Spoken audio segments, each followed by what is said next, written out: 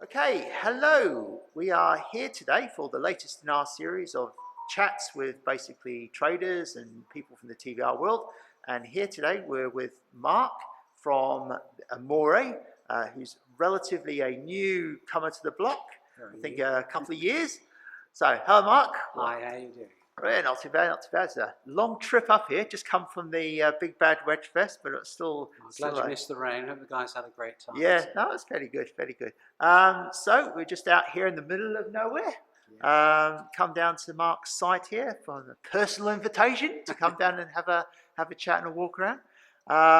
So Mark, why don't you just start by giving us? I mean, obviously, I don't think a lot of people will have heard of it, Amore, recently. Yeah. So why don't you just start off by giving us an introduction to yourself, an introduction to Amore's history, and an introduction to what you do here, and then we can have a look around the site. We can have a look around at some of the cars. Maybe we can just speak a bit about the cars, and then we'll take it from there. Yeah, no problem. Over to you, my friend. Okay. Well, this was a hobby. There was a few guys of us in the Bristol region. We've all owned TVRs for sort of 20 years plus, and got to sort of semi-retirement. We wanted something to do, and this was set up about 4 years ago for club members locally, Bristol, just to have storage and the facility to buy and sell other cars. The name Amore comes from one of my favourite songs, which is Dean Martin driving down through the. No, never. Not a fan of Dean Martin, so I don't know the song.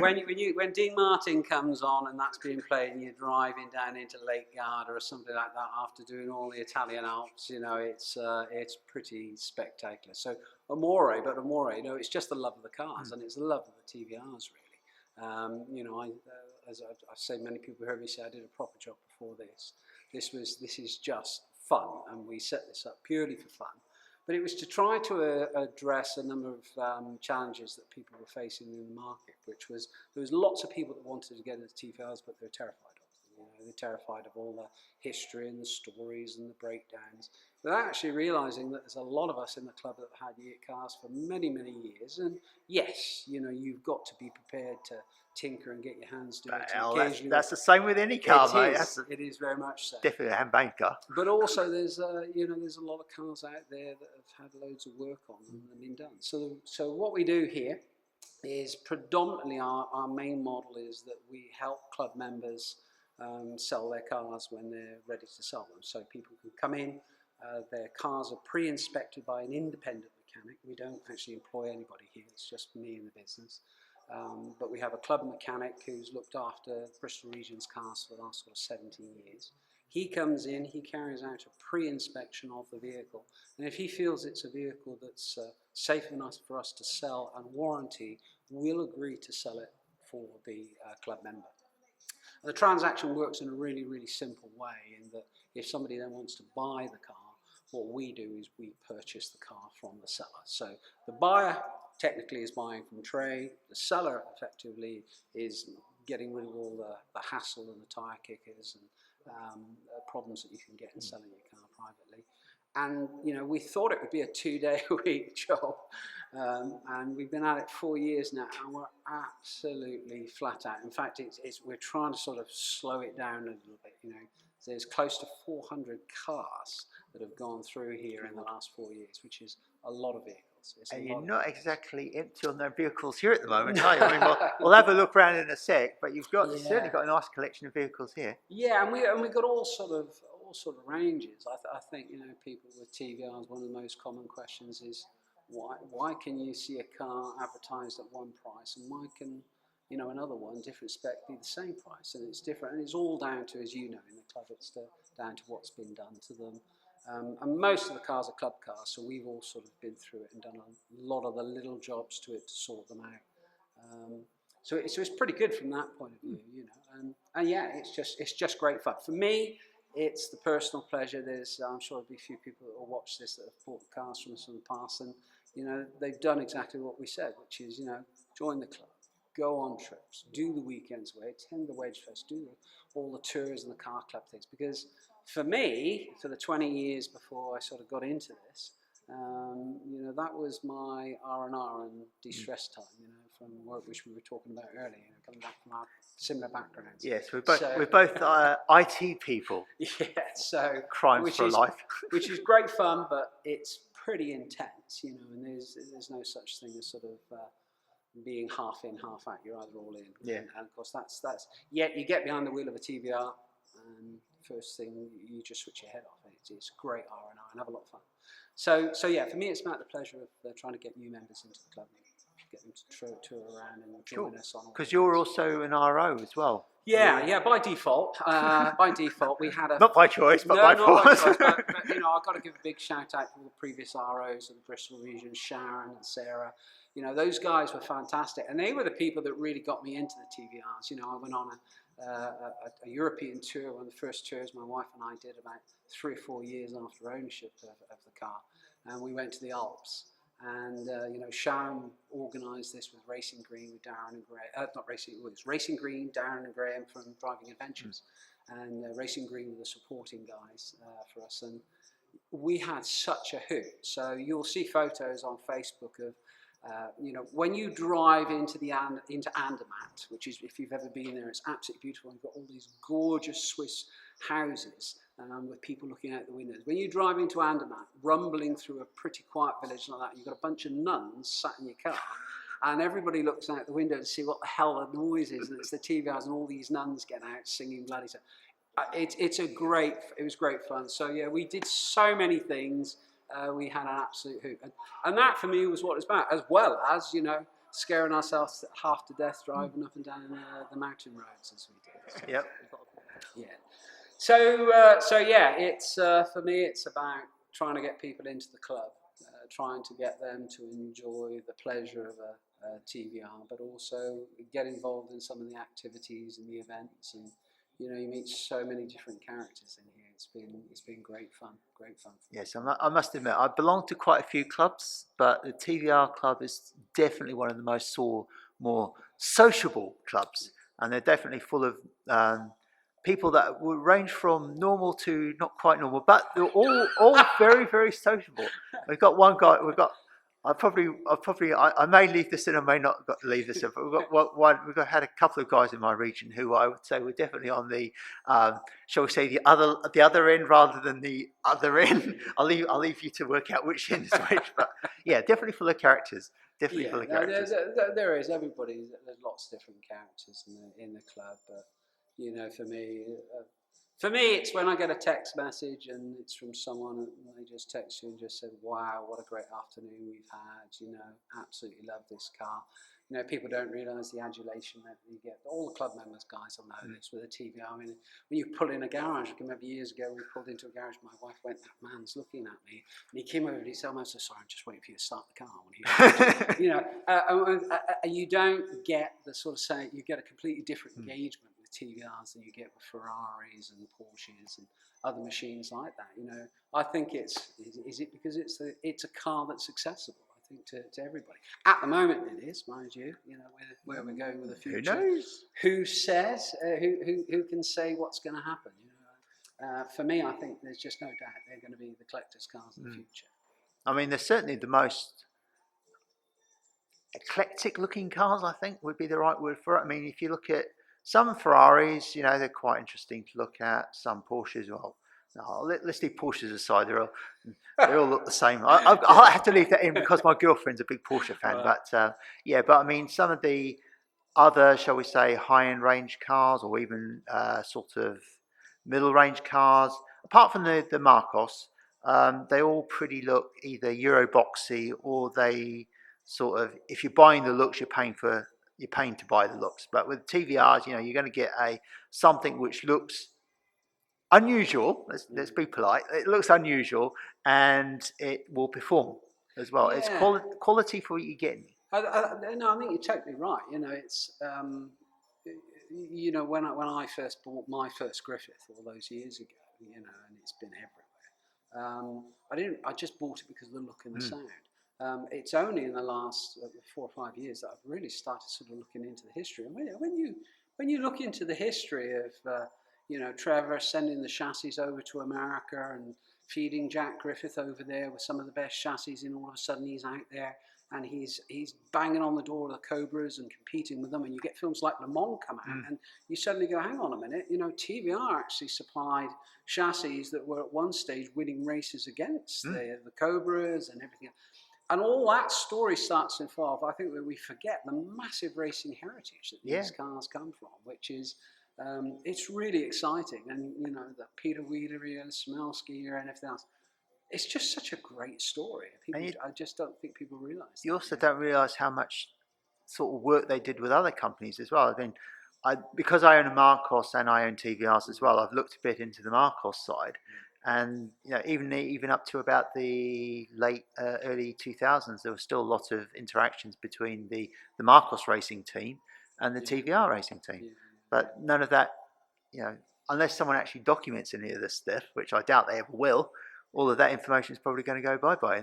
Yeah, which is a real shame. And you know, as you said, with the F3000 car over there, you know, it was uncovering the story on that was just it's just great. I couldn't believe it, you know. And we started digging into the history on that, and I don't think people actually realise the story and the association with the TVR engines. Maybe we should go back to Ralph Dodds, who did the nice little plug here for Ralph, because he did a very good job on that book. The recent TVR book that he did, maybe we should try and encourage him to do another one on the racing side. Yeah, he needs to, because I get sort of 5 or 6 different versions on what really happened with the car, what really happened with the engine, how Peter Wheeler stormed out of a meeting, and lots of different stories. But you know, when people come in here and they the first thing they usually see is they see that car. And the first thing they asked is, why is that here? And when I tell them the story, they don't realise the association with this, with other cars. This is, and you know, don't hold me to this, but what I've been told, whether it's true or not so far, is the car itself is ex-Pacific Racing, which was driven by, they had 2 drivers in the team, David Coulthard, who eventually went on to Formula 1, and Michael Bartels, who went on to become a DTM champion. Pete Wheeler and Al Melling actually bought this car from the race team to put the 4.5 into, and to look to supply the race teams with a 4.5 engine. And it was a fantastic story. I was originally told that this car with the 4.5 engine became a Serb engine. I was told that it was half a second off the Formula 1 car around with a particular track. Al has corrected me on his forums. I think he's been kind enough. He correctly said actually it was half a second quicker than Damon Hill around the Formula, which is like. And when people start to realise that, you know, TVR engines then in those days they were just absolutely incredible. And then, you know, I don't know what the guys were smoking at the time when they came up with designs like this, but you know, it's just, even today they're just such head turners. And when people start to realise that association all the way through all the range of cars and the racing background, they're starting to realise they've got something a little bit special that they're sat in. And yeah, it's going to be quirky. Yeah, it's going to play you up and give you problems occasionally, but it's 25 years old, a lot of this stuff, and some cars even older, as you know, the early models. So things like this, you know, hopefully one day, I've got to give a big shout out to the guys at Racing Green, because they've been kind enough to help us out with the block. We've got the engine to rebuild, and we hope one day to get this all up and running again. Yeah, it would be nice. It would be fantastic. Some of these cars and some of the old racing Tuscans and the T44Rs or the Tuscan Rs or whatever the hell they used to be called, get those together and give them around the. Get them together or something. Yeah, so it'd be great, you know, and Don's offered his help and all the other regular guys and Powers and all the support out there. So there's such a big network, I think, of what I call the real professionals on the racing side we can turn to. Let me have a look at that, because I know a couple of people who I know probably the 3 people who own the Tuscan Rs, T44 I know a bunch of the people who know a bunch of the old Tuscan racers who have the Tuscan cars. So might be able to do something about that. Yeah. Well, one day that was the plan. Might even be more than one day. Well, as we were talking earlier, you know, and then in the next RO meeting, let's race it. I mean, what the hell? Why not? Why not? Yeah. Well, we've got Richard Thorpe's old Tuscan Challenge car at the back there, which we're hoping to finish off and get running. And the intention for that is to give people rides in it, you know, and Andy, take it out. So I think Andy's still got his. Yeah, Andy's been the Still great. got the yellow one. Yeah. He's just you've got the white one. You're talking Andy Race now, yeah? No, I'm talking Andy. Oh God, what's his last name? I can't remember his last name now. Used to be a Tuscan R racer, had all the wedges. I can't remember his last name. It'll come to me. But I haven't spoken to him for a good 2 years because of COVID. Lives in my region as well. But he used to have a couple of the old Tuscan racing cars, right? And a wedge Tuscan racer. So maybe he's still got the wedge. I think he's the yellow one. But yeah, that might be something we could get working. I don't see why not. Yeah, well, I think there's lots of things like that, and it's we've talked about it a few times. It's trying to encourage the youth into these, and as soon as the youngsters actually start to realise that where they came from and what they're about, their interest really perks up. So it's pretty good from that point of view. Well, talking about cars, why don't we just have a look around at some of what you've got and right, yeah. Give an idea of the sort of cars you deal with. Well, we've got a range of cars that come in again from things like this 4.5. This is a lovely car. Customer spent a lot of time, a lot of work on it. Interior retrim and all new hood. Spent a fortune on it. A lot of the cars here, when they come in, unfortunately, at the moment, for the last couple of years, they've been sold through sort of unfortunate circumstances. Either people have moved houses, or they moved on, or they've just reached the period of the time of their life where they've just decided to let their cars move on. So we try to have a mixture of sort of 4 litres, 4.5s, 5 litres, anything ranging from very low mileage cars all the way through to sort of 80. Even I've got a 127,000 miler out the back there, which is just sold. So for the owner, all the way through to this. This was a project car that we bought in 3.5 years ago. Chassis off restoration, body off restoration. So new chassis, new engine, DOMS 5-year engine warranty, fully resprayed, fully retrimmed. Everything's brand new on it, and we'd hoped to have done it in a year. It's taken us 3.5 years to finish because we were so busy. They typically are. And we're just finishing the running in on this. And once it's run in, it's going back up to Adrian at Central, and Adrian's going to touch up the stone chips and do all the snagging on it, and we'll put the car up for sale and move on if I let it go. But at the moment, I'm enjoying it too much, so I might try to hang on to it if I can. So we have Mark Tuscan. We have a Griff, which is a very nice one. Griff. One of the nicest T350Cs in the country. I remember this one. Yeah, it's a really lovely car. Can't remember who used to own it, but I remember I helped him get some of the side, the pads for the straps, and also helped him with some of the advice on the interior. Yeah, there's a lot. There's a lot of really lovely cars, and I've got a number of Mark IIs at the moment, which is a little bit unusual. Quite a few Mark IIs, low mileage, sort of 30, anywhere from 19,000 up to 32,000 miles. And then other cars that have sort of had part restorations, part body lifts, part resprays. And then this beauty, which is an absolutely lovely rare 420. Nice. It's had a body off restoration, and the gentleman that owns it has been working on it for many years.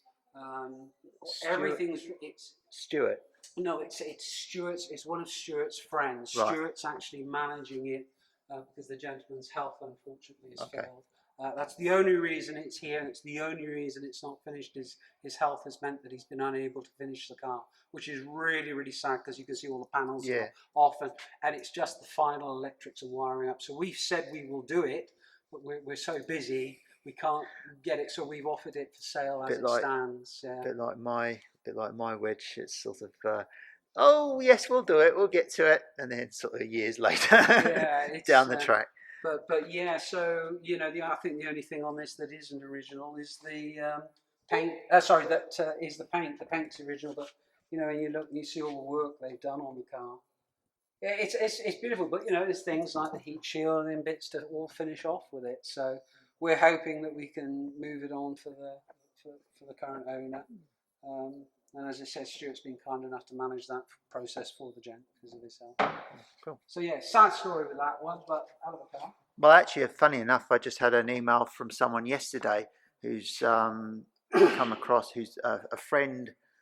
A friend has died, and they've just discovered that he had an old Vixen, Series 1 Vixen, in the garage for about 30 years. Yeah, I saw your post on that, and I did have a quick look at it. Yeah, but I think if I asked the club mechanic and said, "What do you think, Al?" I think that's a complete restoration job. But it's amazing that cars like that are still sort of hidden away. Yeah, there's well, and I think they're going to be worth an absolute fortune in the future. Yeah. So the Mark IIs, obviously, a few of the Mark IIs we've got in at the moment. For the sort of non-TVR people, the big difference with the Mark II, as you'll know, a lot of people, is this pod here in the dash. I think we nicknamed it the baboon's backside, didn't we? Yeah. Personally, I think one of the Mark IIs is one of the nicest cars out there. As much as I love the Mark Ones, I must admit I prefer the Mark One. I like the brass in there. Yeah, and the dash. And the clicking. On the Mark One. That's really what brought me to them. Yeah. The TVR in the first place. And the drive is very, very different. Obviously, TVR had done a lot to the geometry and the setup by the time they got. As I keep saying in all the other videos I do, Tuscan Mark One, beautiful car to look at, beautiful car to sit in, horrible car to drive. Well, you can fettle them though, don't you? Which is what a bit like the usual fettle is to try and sort out the geometry spacing, but even that doesn't fix it all. Which some of the guys, I don't know if you've seen it. A lot of the guys have actually fixed that now. I've got the gent's name, provide it on the forums. But there's the spacers. No, he does the Sagaris conversions. For the top. So you can basically convert it so you've got the right. You've actually got the right setup. I'm not a mechanic, but I know one of the boys in the Bristol club's done it to my old Mark One, and it drives and handles like a sag now. It's incredible because it's reversed the steering problem and all the geometry that you have. Yeah. I don't understand it because I'm not an engineer. I'm not a mechanic. But layman's terms to me, when I drove my Mark One. Until I uprated the suspension, you've got a little bit of bump steer on it, and I did all the things that the guys talked about in the club, which was put the spacers on. And as soon as I uprated the springs on it to nitrons, that made a massive difference as well. But I do know that one of the chaps in the club, he's done this the top arms on it, this Sagaris conversion, and I think it's reversed how it fits into the actual steering arms. So now you don't get so much the bump steer at all, and it handles really, really well.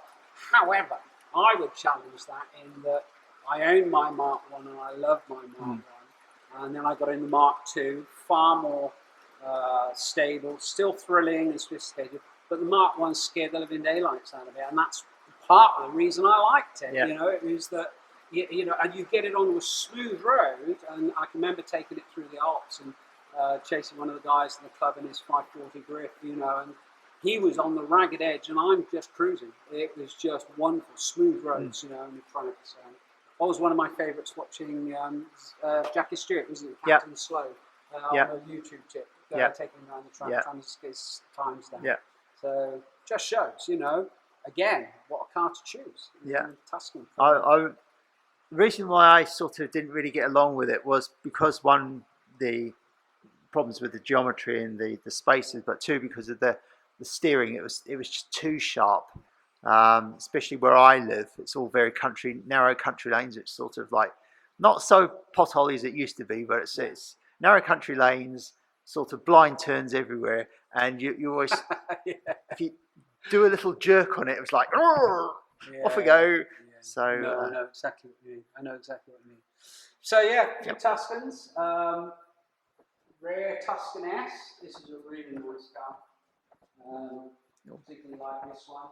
Again, very, very sad circumstance. The gentleman's heart is failing. So he's been forced to sell it. It was you know, that's part of the pleasure. Part of the pleasure and the sadness that you get with this. You know, when the guy dropped this off, you know, he was close to tears because he didn't want to say. We do get very, very attached to the cars.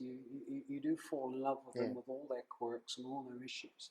And when you have to give them up or you're being forced to, you know, thank God, you know, day at a time, I've not had to give mine up yet. But, you know, when the poor guys are being forced to give them up like that, and, you know, the amount of love and attention they put into them, and it's all the little things that you notice on a lot of the club cars and how they've been looked after, like they put the little pads in and the reinforcements around the bits that crack and the extra bits of trim, you know. It's all the stuff that's part of the pleasure for me that a lot of people really get into when they own the TVR, is that they're cars you can do a bit of tinkering on, but you can still go down the pub for lunch. You haven't got to take it off the bloody road for years at a time, you know.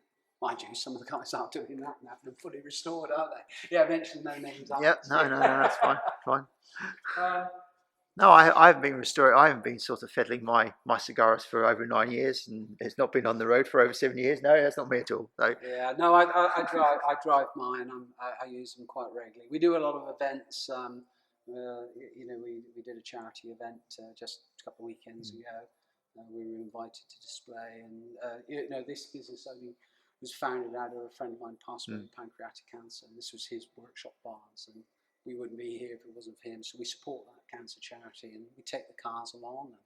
And you know, next week we've got a prom to do, and we're driving a bunch of kids to their prom. So you know, that's what it's about for me. It's making sure that people keep the familiar, keep the mark in mind, keep it familiar in people's minds about what it is. Yeah, it is. Yeah, and everybody loves the sound of them and the noise they make, and the smile on the face. I really don't think the sort of new TVR in double quotes is going to ever happen, but it'll be very interesting to see. It will be interesting if it does. You know, I really hope they wish it does as well. But you know, I always tell people when I came in here, when I looked to set this up, my wife pulled me up and she said, "Have you done the business analysis on this?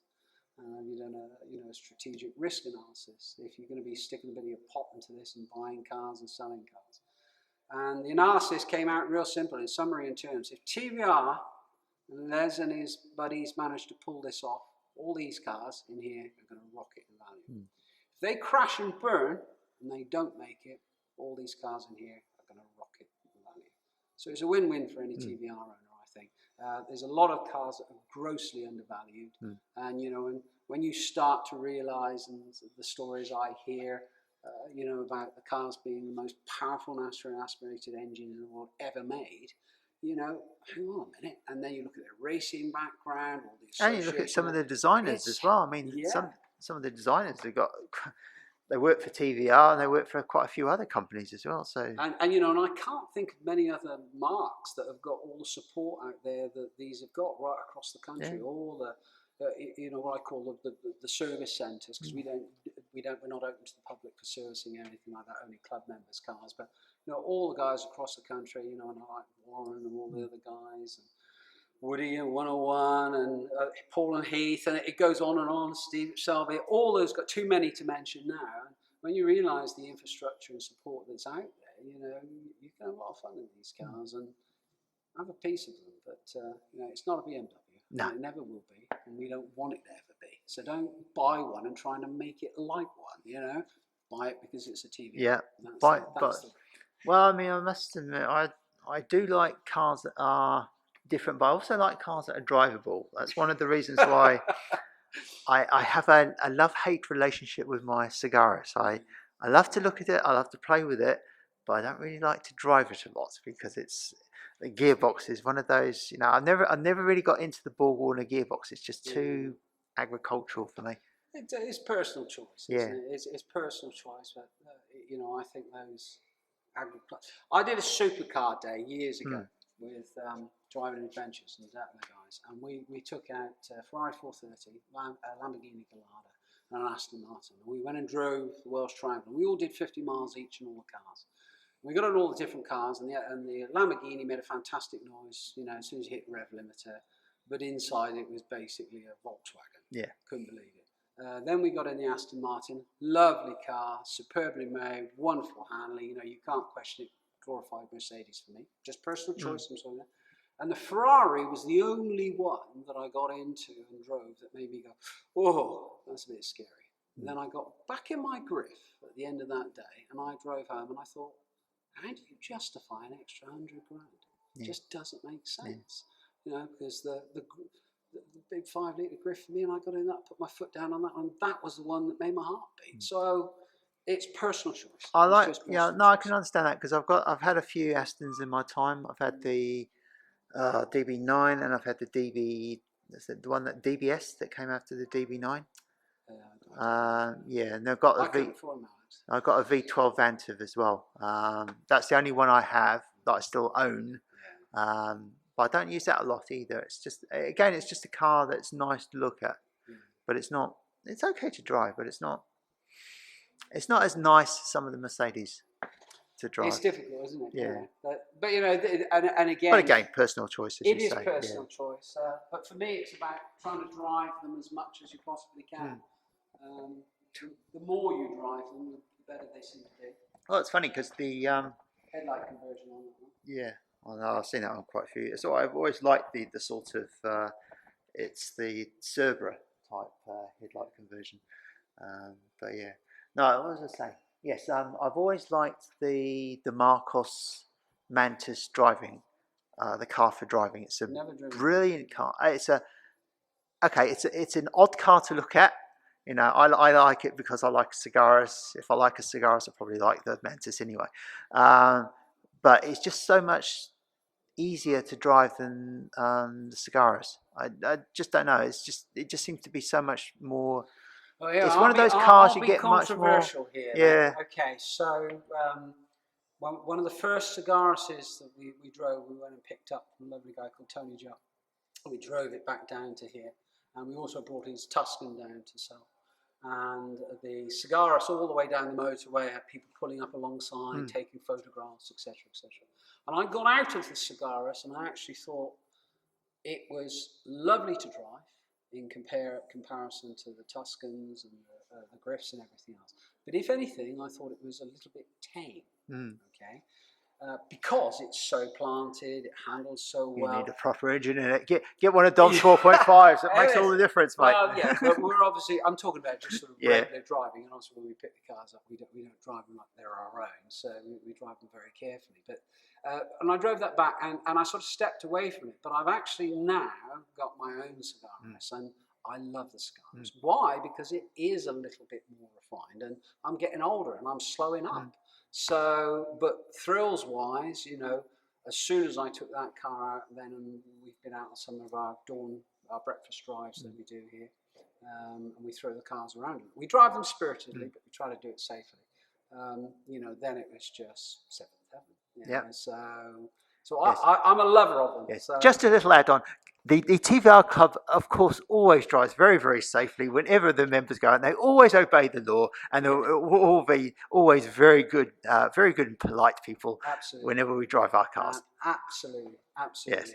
And ideally, you do a couple of 100 miles from dawn, eat a cooked breakfast, and get home before the other. All within legal speed limits everywhere, of course. Yes. Or a track day. Yeah. We do a lot of track days, so which are good fun. So I see you've got some. Is it just this isn't the main work that you've got? No, this isn't the main workshop. This is just an inspection day.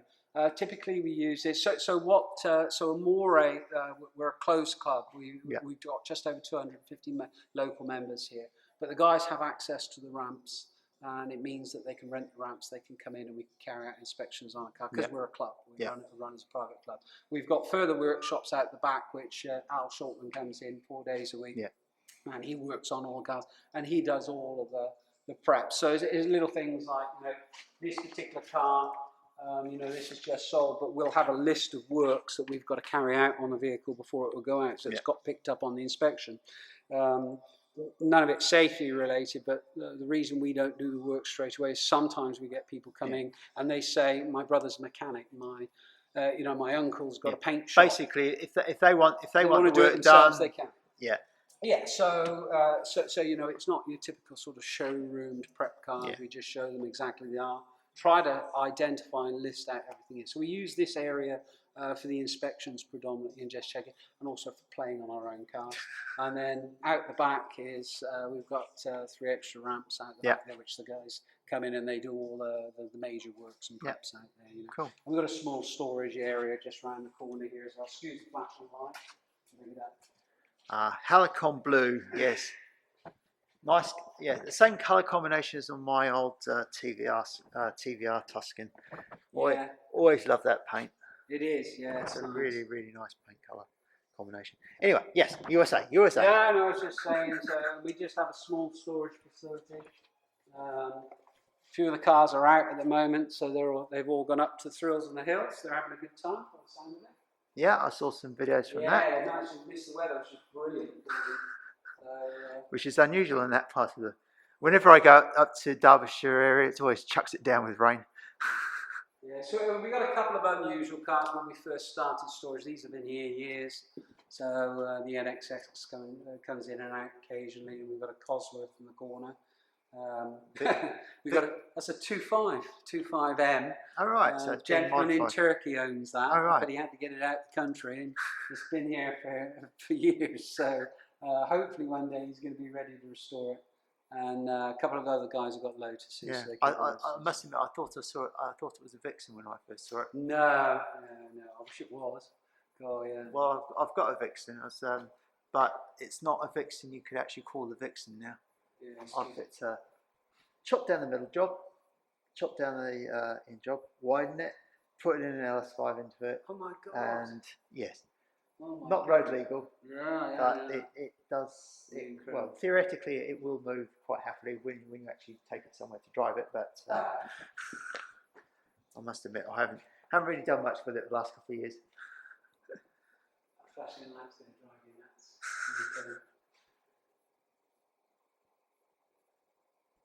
Yes, I've never really been sure about the Martins. You know, whether they always look a funny combination of cars to me.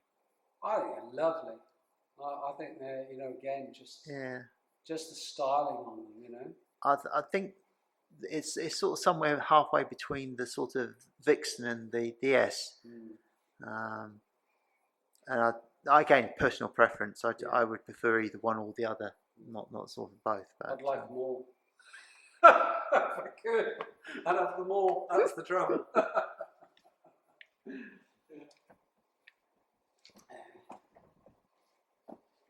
So yeah, we look after the cars. Some of them they're just parked here and we don't do anything to them. And then the owners come in and get them occasionally, take them out. Others we've been here long term, and people are abroad, and we're looking after the cars. And but it's basically it acts as a private club, and it's sort of storage for club members only. It's stuff for like that. It's for club members only, and that came about because a few of us in Bristol we'd be having kitchens fitted and things. Of course, you just didn't want that going on in your garage at home. So this is a nice place you could just bring it and keep it out of the way. It's also has one or two others that they hide their cars here and don't tell their wives. So we'll say no more about that. We'll say no more about. By the way, that car block over there belongs to. Exactly. Oh, talking about nice cars though, we've got it's not a normal car. This one, well, normal in double quotes. It's a conversion between a Cigaris front on a Tomorrow body, isn't it? Yeah, on Tomorrow body. Yeah. So, one of the guys reasonably local here. Looks like either a Plastic Man David job. Yeah, or, I think it is Plastic Man. It's running. It's got the Triple F engine in it, the Cyrex. It just came back in for a power steering hose, which we've just done. It's just due for collection next week as a club member. But he's stored the car here on and off for a number of years now. Nice car. It's funny, isn't it? A lot of people like it. Well, I've seen. Do you know Zoe? No. Zoe, who runs the. The office? No, Zoe and John. They basically do. Zoe's the. What is it? Events manager. Oh, events manager. So that's Zoe. Yeah, and her husband, her partner John. I don't know if I can't remember if they're married. John, basically, they own a one like that Brendan did. Oh, right. So it's a cigarist front on top of a Tamura. I think the Tamura was a Cat D job, Right. which then was partially done by Brendan, partially done by Dave. But God, what colour is it? If you look at the Thrills and Hills videos and you see a cigarist that is a coloured, oh come on, what colour is it? It's Cascade Indigo. That's it. Right. Driving towards you. That's Zoe's car. That's Zoe's car. Yeah, Right. that's Zoe's car. Yeah. It's it used to be, I think it was a green colour to start with, or no, it was a blue colour to start with, and then it got resprayed to Cascade Indigo a couple of years ago. To Concept. Yeah, there's a lot of guys that changed the colour of the car. That Yeah. one over there was originally was a reflex brake. Well, my cigar is how many? I mean, it's on its third respray now. Well, it's because I keep on doing bits and pieces to it. So it was started off with ice titanium, Right. and then it went to Cascade Indigo. Sorry, then it went to Cascade Copper, and then it got resprayed Cascade Copper again because it had some other stuff done to it over the years. So I just keep doing it. Yeah. Well, I'm forever driving mine. So I'm forever tinkering with my cars, not driving them. So we like to get out and drive as much as possible and do as many events as we can, really, more than anything. So it's, as I say, it's that's our main focus. It's all the events and the club events, and then as far as the sort of maintenance and the servicing and everything else, we try to just sort of push that out to all the good guys out there, And in the southwest, as you probably know, we've got Tina and Carl down at TVR Southwest. They're brilliant, and then Paul down at RPB and a few others down in Cornwall. So we try to sort of all hook up and mix up at the events, but it's just an excuse to go out for a drive, really. I'm rather sad I'm not up at the Thrills and the Hills this weekend, but I had too many other commitments. And with the shutdown we just had the last few weeks, it's catching up. Behind. Yeah, it's catching up. Behind, so cool. We're just catching up. But yeah, that's it. It's just an old barn full of TVRs that we love. So. And the Nutter as an owner. yeah. I must admit, I think I'm losing the plot a little bit. I think you've got to be a little bit mad to do this. You've got to be a bit mad to own TVRs anyway. But that's part of the fun, isn't it? Yeah. It's. Well, no one ever accused me of being sane, so it doesn't matter. I think my favourite was we had a lovely gentleman from South Wales turn up in a P1 McLaren that he paid 1.3 million for. And I just looked at him, I thought, why do you want a TVR? And he said, and he wants a white Griffith. And I said, why do you want a TVR? And he just said, because most of the modern cars are so sophisticated now, you can't really exploit their capabilities on the roads. Yeah. Whereas these, you can have a lot of fun. Yeah. A lot of fun. And he missed that engagement of the drive, And they are still, okay, they look dated, but they don't look insanely dated. I mean, the things about the McLarens is that they look quite nice now, but a couple of years' time, they're going to probably look very, very... It's the dating. And come and have a look at that. I've got to show you one of my favourite things in here at the moment. I think some of the aftermarket support that's out there now is blowing me away. And I've got to give them a mention. But Clive. Oh yeah, Clive. Oh my God. What he's done Pipe with works. this, what he's done with this exhaust system, and I know Tim and the boys, they all do the old accent. They're all fantastic. This, to me, is what a bloody work of art. Yeah. Look at it, and it's we were discussing this car the other day because it's one of the first cars that with the exhaust system on it, it's all catted. And it's quiet when you reasonably quiet when you run and you drive the car. But the minute you put your foot on the loud pedal, this thing it screams, absolutely screams. It's wonderful. So, there's so many other businesses that are supporting TVR back behind there. It's usually the biggest worry most newcomers have. They come in and they say, "Can you still get parts for these things?" But when I show them all the sites, Race Tech and parts basically most of the parts have come from so many other manufacturers that they can either still be got or they're not too complicated to remake or refashion. I mean, I'll be honest, I got two of my cars, the Marcos and Cigaris, have got fully customized exhausts something similar to this sort of setup, but it was done by a guy called Julian JR Racing, and he basically specialises in doing F1 exhausts and Dakar type exhausts. And he's done a couple of sort of reusable exhaust systems for the SAG and the Marcos, and that's got a valved exhaust as well. But yeah, like, I mean, I'm always in awe of Clive's work because it's really, it's fantastic, you know. And again, you know, it's a real pleasure when you get a car come in like this that, you know, you can see the chassis on it.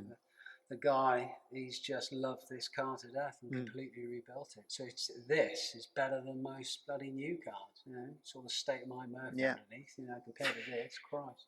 Yeah, so yeah, I think that you get a lot of bang for your buck nowadays in the cars, and I do think they're grossly undervalued. And you know, one of the beefs I'm going to mention now is that a lot of guys, when they put their cars up for sale, they advertise it on the forums, and the typical platforms.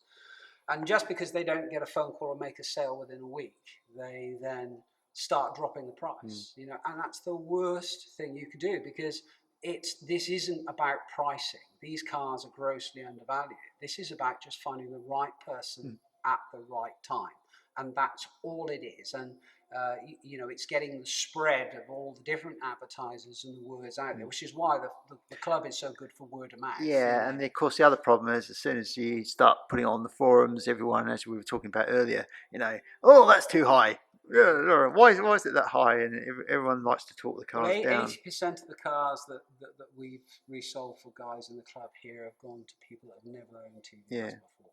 So they're coming in and they're looking to get into them. And you know, that's a nervous thing as well, because, you know, depending on where they come from, and there's some people, you know, where I just say to them, you know, you don't want a TVR. You know, they'll pick up, that panel doesn't fit very well in the boot of the car, and it's like, this is a TVR, you know, you can adjust it, but you'll spend all weekend doing it. So I try to put them off. But to be honest, cars from that sort of period, they're all like that now. Exactly. I mean, even Mercedes. You know, I've got I don't have any classic Mercedes now, but when I used to, you know, sort of classics, I'm talking about 80s, 90s. They're not, the panels in there are, I think, 100% fitted nowadays. Yeah, exactly. But the nice thing is that you can do that. Yeah, it's a lot easier to do fiberglass than it is to do metalwork. Yeah. And of course, the other thing is, sorry for interrupting.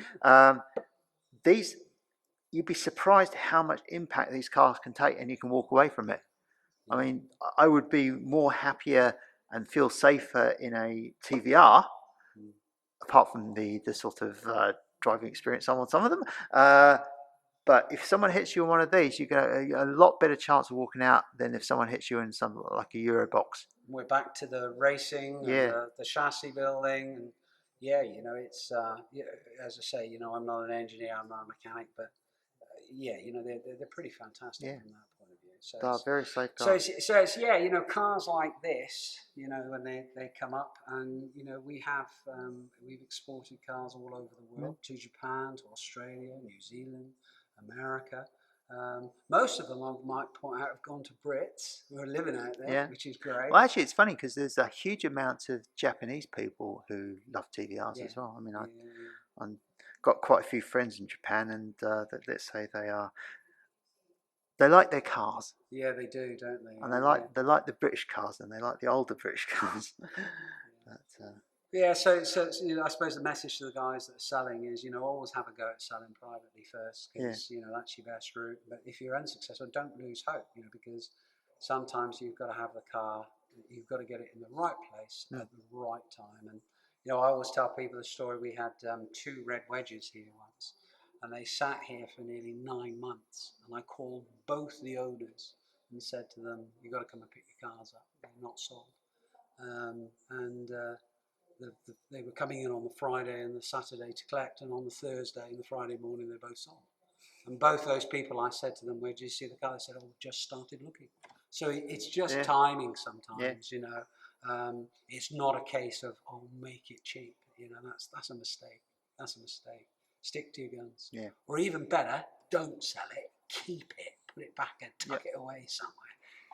Well, hang on to it. some advice I've given to people is, there are some museums out there that like cars, and they don't have many TVRs. So if you just consider a long-term loan. If you don't need the money, then just put them away to a museum for a couple of years and have a long-term loan. You can get them back, and then you can sort of say, well, at that point in time, I will try and sell it then.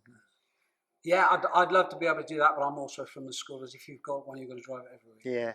Get out every Well, week. unfortunately, in my position, there's only one of me, and I'm the same, but I try to use them as dailies, and as soon as it's dry, we're usually in one. I was going to come in one today, but I've got the other one to take out if it stays dry. So. Yeah, so they're lovely, and there's a lot to them, I think, and it's we try to sort of help the guys when they come in the club with things like carpets and interiors, and people who've never owned one before, when they see a tatty interior and they get put off by it, and then they suddenly realise, you can get it fully retrimmed, you can get it recarpeted. But you don't have to, a lot of it you can do yourself with the colouring kits and the bits and pieces, and you can make them and of course, look like new again. Yeah, I mean, but there's also an argument for keeping the patina. I mean, I recently had a same sort of issue with a Lanchester, 1937 Lanchester. I bought that 2 years ago. I got it because I love pre-war cars. 1937, 1940 cars with the stupid headlights and the side running boards and all that sort of stuff. The interior was a complete and absolute mess. And I had to decide, well, do I want to keep the patina, or do I want to change it so I can actually look at it and think reasonably confident of it? So I ripped out all the carpets. It's only costs a couple of grand to get someone to do it for you. It's all new carpets. It's all clean. You don't need to worry about years and years of mouse shit on it or whatever else has been on there. But I've kept the leather, treated the leather, got it up to keeping the patina. So if you would look at this one, for example, there's all the creases down there and bits of grime in there. That's patina. So I've kept that on the car, but I've also retrimmed it to the point where I can actually sit in it and not feel like I'm disgusted at looking at the quality of the interior. Well, the cars do grime up a bit, as you know. We're a big fan of like melamine sponges, magic sponges, and cleaning things. I tend to use Autogif. There's a leather clean. A leather cleaner and a leather conditioner for treating. I always tend to do that to all my cars once or twice a year. It makes a difference. It makes a huge difference. A lot of the cars will get in when they first come in, and they'll have fine cracks in here, and we give them a good feed, and the cracks almost disappear again. So. The leather just feels so much more just pliable, soft. As long as they're not ripped, you're okay. But even if they are ripped, it's fairly easy to. I mean, again, the Lanchester has quite a few of the seats were sort of had holes or rips in them, but you can get it. You can either do it yourself if you feel like you need, but to actually repair them isn't that difficult. It's literally you can either sew it up from the bottom, or you just replace one of the strips. Because you've got to do is unpick it, replace the leather strip that's got the tear in it, and then sort of put it back together again. And you can either do it that yourself if you're so inclined, or you can get someone to do it for you. And you've got both choices, and I've done both. And but equally, I got a huge amount of pleasure, for this in actually just cleaning up and making the cars look nice. And we often show people in here what a sponge cleaner can do. In fact, I'll show you if you like, so people can see the dramatic difference. You can find a car. Let's pause a second. I'll try and find a car to do some interior.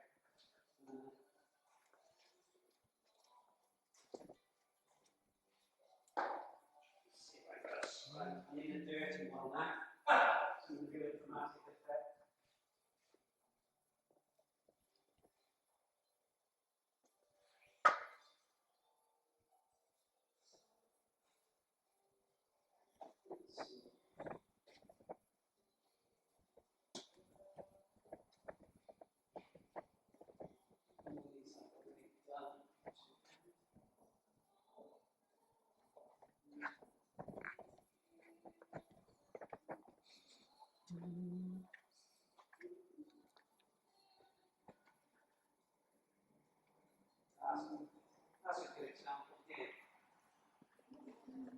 So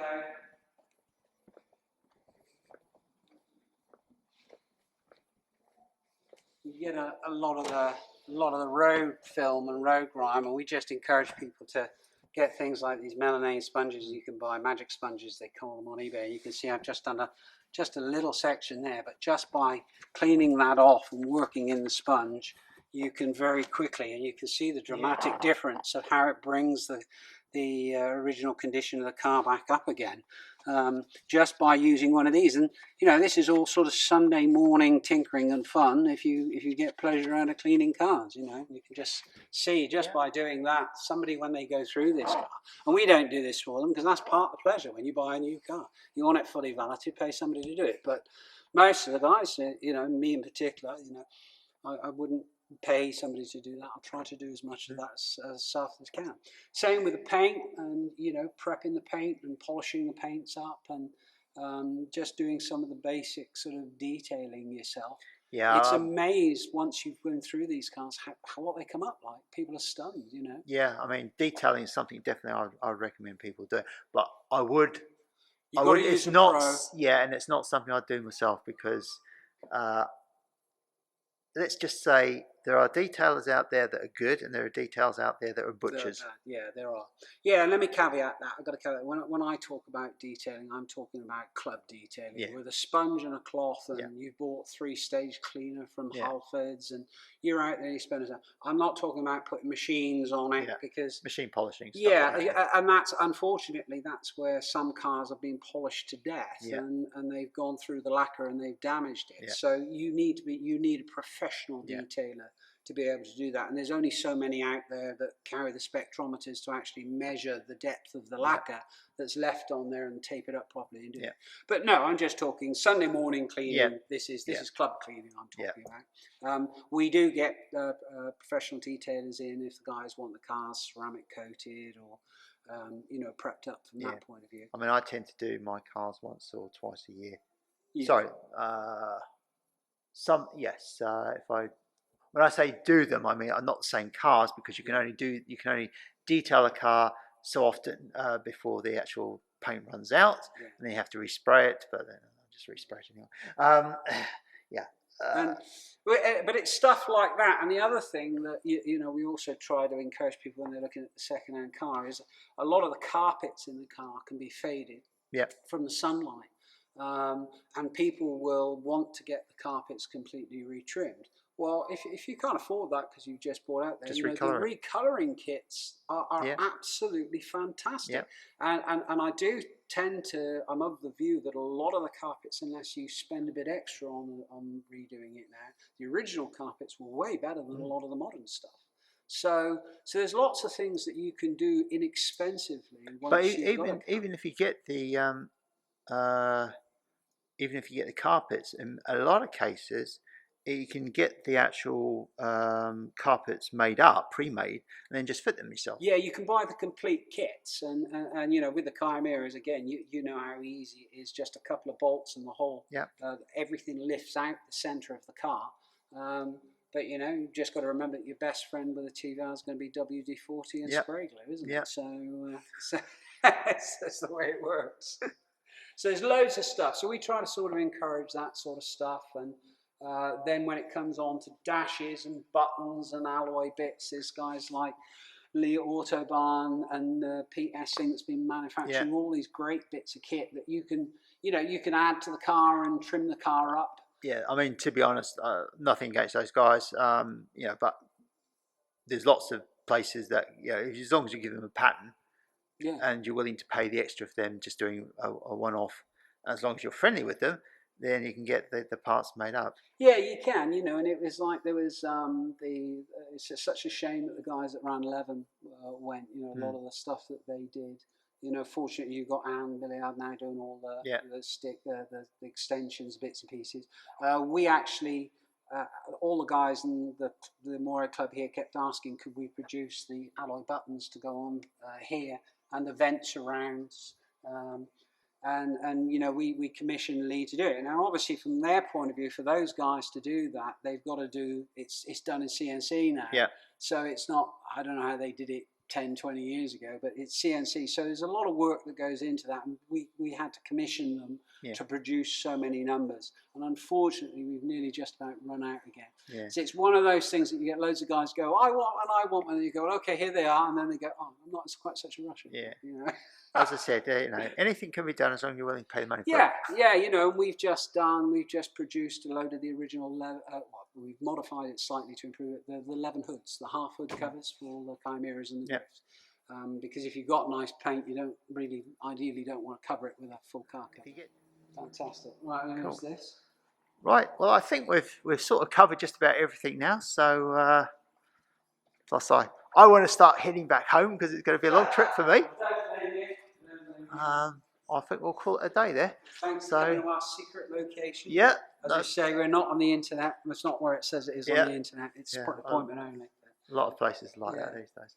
Let's just have a quick look at the office. Come on in. Excuse the mess in here. I want to actually. You might be able to answer a question for me. Is that Heath? No idea. Do you know what? I want to know. Is that you, Heath? Is that you? I think it could be. When it's posted on the YouTube channel, comments are welcome. Comments are welcome. It looks like you. Yeah, anyway, nice bunch of pictures. Yeah, we've managed to pick up a few bits and pieces over the years, and you know, there's a few local artists that have started doing paintings of the cars that we offer for guys. Which is, we get a lot of the other halves, you know, trying to find something to buy for people like us, which is, what do we want? And you know, some of us are very lucky, got pretty much what we want. So things like paintings and that of our cars and prints of our cars are really popular. You know, or even just graphics. You know, we got Dan that runs Toolbox Digital and Design Craft, you know, and he produces graphics for us and bits and pieces, and it's just for the fun, really, more than anything. You know, so it's pretty good. Okay, all right. Thanks All very right, much, Alex, Mark. pleasure. All right, nice to see you.